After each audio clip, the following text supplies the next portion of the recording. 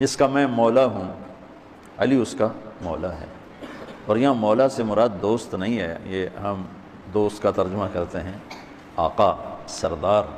جس کا میں سردار ہوں علی اس کے سردار ہیں۔ اس کے پیچھے ایک کافی پس منظر میں بہت سی چیزیں ہیں، ان کی صفائی کرنے کے لیے میرے نبی نے غدیر خم پر یہ حدیث بیان فرمائی خطبے میں کہ جس کا میں مولا ہوں اس کا علی مولا ہے۔ تو یہ چند دن پہلے مجھے خیال آیا کہ ہمیں حضرت علی نہیں کہنا چاہیے، ہمیں مولا علی کہنا چاہیے، کہ میرے نبی ہمیں ان کو ہمارا مولا بنا کے گئے ہیں۔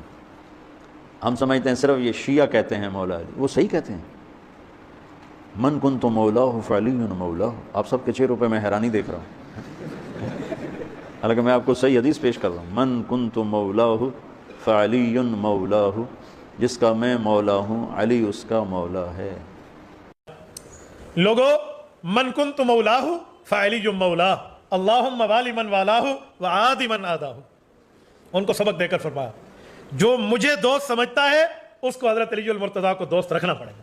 اور میں دعا کرتے ہوئے عرض کرتا ہوں میرے مولا اللہم والی من والاہ وعادی من آداہ، میری دعا ہے اللہ آپ قبول فرمائے، جو علی سے محبت رکھے تو اس سے محبت رکھ، جو اس سے بغض رکھے تو اس سے بغض رکھ۔ یہ رسول اللہ نے دوست کے معنی میں، ساتھی کے معنی میں، پیارے کے معنی میں حضرت علی المرتضیٰ کو اعزاز دیا ہے۔ کہ اپنا ہاتھ ان کے ہاتھ کے اوپر رکھ کے یوں صحابہ میں بلند کر کے کہا من کنت مولاہ فہذا علی مولا۔ اور اس سے پہلے آپ علیہ السلام نے سورہ احزاب کی آیت نمبر 6 تلاوت کی، النبی اولیٰ بالمؤمنین من انفسہم۔ نبی سرپرست ہیں، حق رکھتے ہیں جانوں سے بھی بڑھ کے امتیوں کے اوپر۔ کیوں؟ امتیوں کا کام ہے کہ نبی کو بچانے کے لیے اپنی جان دے، اتنا حق ہے۔ اپنے ماں باپ اولاد سب سے بڑھ کے عزیز سمجھنا، جو بخاری مسلم میں حدیث سب سے زیادہ حق رکھتے ہیں۔ یہ آیت آپ نے تلاوت کر کے کہا کہ میرے صحابہ کیا تم میرا حق ولایت یا حق سرپرستی اپنے اوپر تسلیم کرتے ہو؟ سب نے کہا بلا یا رسول۔ تو آپ نے جب یہ آیت تلاوت کی سب نے کہا بلا یا رسول اللہ، کوئی شک نہیں۔ تو آپ نے پھر فرمایا من کنت مولا، کہ جس کا سرپرست اور آقا اور مولا میں ہوں فعلی مولا ہوں، پھر علی بھی اس کا مولا ہے۔ اور پھر آپ نے اسی حالت میں کہا اے اللہ اس سے محبت رکھ جو علی سے محبت رکھے، اور اس سے دشمنی رکھ جو علی سے دشمنی۔ میں تم سب مومنوں کی جانوں کا ولی ہوں، گواہی دیتے ہو؟ سب صحابہ کرام نے کہا بلا، حق ہے یا رسول اللہ، آپ سب مومنوں کی جانوں کے ولی۔ یہ گواہی دینے کے بعد حدیث پاک کے الفاظ ہیں فآخذ بیدی علی، آپ نے علی سے خدا کا ہاتھ پکڑ لیا، اور غدیر خم کی وادی میں ہزارہ صحابہ کے اجتماع میں اپنی ولایت پر گواہی دینے کے بعد علی شیر خدا کو کھڑا کیا اور فرمایا میں تم سب کی جانوں کا ولی۔ انہوں نے کہا بلا یا رسول اللہ، فرمایا من کنت مولاہ فہذا علی مولا۔ سن لو اعلان غدیر خم، جس کا میں مولا ہوں اس کا علی مولا ہے، جس کا میں مولا ہوں اس کا علی مولا ہے۔ علی ولی کم بادی، علی میرے بعد تمہارا ولی ہے۔ جو مجھے مولا سمجھتا ہے وہ علی کو بھی مولا مان لے، جو مجھے ولی جانتا ہے وہ علی کو ولی جان لے، اور جو علی کو ولی نہیں جانتا وہ مجھے ولی نہیں مانتا، جو علی کو مولا نہیں مانتا وہ مجھے مولا نہیں مانتا۔ یہ کہہ کر میرے آقا نے ہاتھ اٹھا دیے، ہاتھ فضا میں لہرا دیے، عرض کیا اللہم والی من والاہ، اے اللہ جو علی کو ولی مانے تو صرف اسی کا ولی بن۔ غدیر خم کے موقع پر 18 ذی الحج کو اللہ کے محبوب علیہ الصلوۃ والسلام نے ایک خطبہ ارشاد کیا تھا جس کو خطبہ غدیر کہتے ہیں، اور وہ حضرت سیدنا علی المرتضیٰ رضی اللہ تعالیٰ عنہ کا ہاتھ پکڑ کے اللہ کے محبوب نے فرمایا تھا من کنت مولاہ فہذا علی مولا، جس کا میں مولا ہوں اس کا علی مولا ہے۔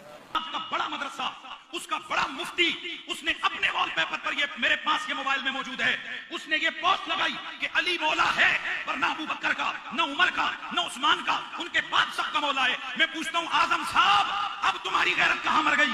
کیوں نہیں بولے ہو؟ کیونکہ یہاں مسئلہ علی کی شان کا تھا، یہ انکار حدیث ہے، یہ محمد عربی کی حدیث کا انکار ہے، یہ صحابہ کی عزت پر حملہ ہے، یہ ہے صحابہ کی شان پہ اٹیک۔ کیوں کہ حضور نے تو فرمایا جس کا میں مولا، نہیں ایسے نہیں بولے، ایسے نہیں، جس کا میں مولا اس کا علی مولا، تو میں جس کا مولا ہوں اس کا علی مولا ہے۔ یہ کہنے کی جرات کسی میں نہیں ہے کہ یہ حدیث ضعیف ہے یا رسول نے یہ نہیں کہا تھا۔ سب کہتے ہیں ہاں کہا تھا، کیا کہا تھا؟ کہا تھا من کنت مولا فہذا علی مولا، مگر مولا کے معنی دوست کے ہیں، آقا کے نہیں ہیں۔ یہ تو آپ کے ذوق کی بات ہے کہ آپ رسول کو آقا سمجھتے ہیں یا دوست۔ علی کے بارے میں فیصلہ بعد میں کیجیے گا، پہلے رسول کی بات ہے۔ رسول نے کہا من کنت مولا، میں جس کا مولا ہوں، پہلے اس کا ترجمہ کیجیے۔ جب رسول نے کہا من کنت مولا، میں جس کا مولا ہوں، رسول نے کہا میں جس کا مولا ہوں.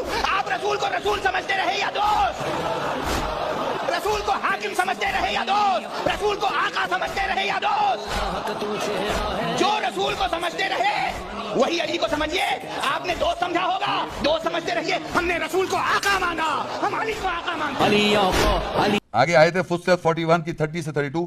ان الذين قالوا ربنا الله ثم استقاموا تتنزل عليهم الملائكة الا تخافوا ولا تحزنوا وابشروا بالجنة التي كنتم توعدون نحن اولياؤكم في الحياة الدنيا وفي الآخرة ولكم فيها ما تشتهي انفسكم ولكم فيها ما تدعون نزلا من غفور رحیم.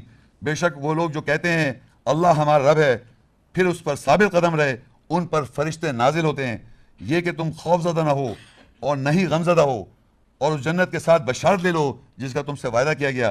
ہم تمہارے اولیاء سرپرست ہیں اس حیات دنیا اور آخرت میں, اور تمہارے لیے اس میں جو تمہارے نفوس چاہیں گے, اور تمہارے لیے اس میں ہے جو تم پکارو گے, بخشنے والے رحم کرنے والے کی طرف سے نازل کردہ ہے.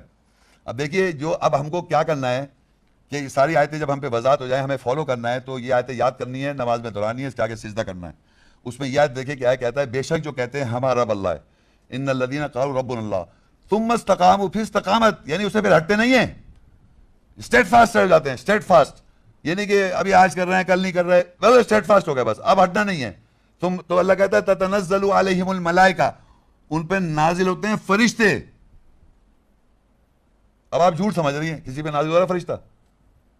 بتائیے نازل ہو رہا ہے فرشتہ؟ فرشتے نازل ہو رہے ہیں, کالے دل پہ تھوڑی ہو رہے ہیں, اسٹیٹ فاسٹ ہونا ہے آپ نے.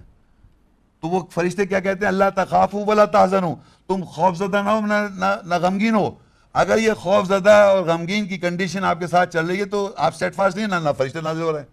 تو اس خوف زدہ کی کنڈیشن نکلنے سے جو دل میں جو زخم بھر رکھے ہیں اور جو چوٹیں لگی ہوئی ہیں اور جو برائیاں کرے بیٹھے ہوئے ہیں, ان کی توبہیں, ان سے معافیاں, ان سے باہر آنے کا طریقہ یہی ہے کہ آپ پریکٹیکلی کریں گے, پھر آپ کہیں گے بے شک ہمارا رب اللہ ہے, اور پھر اسٹیٹ فاسٹ رہیں گے. ان الذین قالوا ربنا اللہ ثم استقاموا, پھر اس پہ ڈٹے رہے. تتنزل علیہم الملائکہ, ان پہ فرشتے نازل ہوں گے. اللہ تخافوا, تم خوف زدہ نہ ہو, تخافوا ولا تحزنوا, اور غم زدہ نہ ہو. وابشروا بالجنۃ التی کنتم توعدون, اور بشارت لو اس جنت کی, خوشخبری لو اس جنت کی, کنتم توعدون, جس کا تم سے وعدہ کیا ہوا ہے. اگر آپ ایسا کریں گے, کیا کریں گے, بے شک ہمارا رب اللہ ہے. ثم استقاموا, اور اسٹیٹ فاسٹ رہیں گے, آپ پیچھے نہیں ہٹیں گے.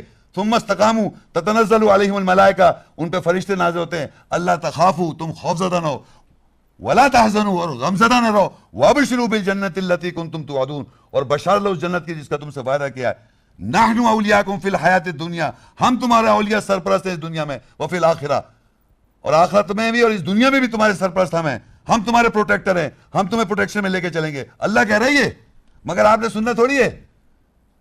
وہ کہہ رہے نحن اولیاءکم فی الحیات الدنیا وفی الآخرہ ولکم فیہا ما تشتہی انفسکم, اور تمہارے نفوس وہی چاہیں گے تو ملے گا تمہیں جو تم چاہو گے. تو یہ دنیا میں, اس دنیا میں ہو رہا ہے صاحب بھائی, یہاں ہی بشارت مل رہی ہے, یہیں خوشخبری مل رہی ہے.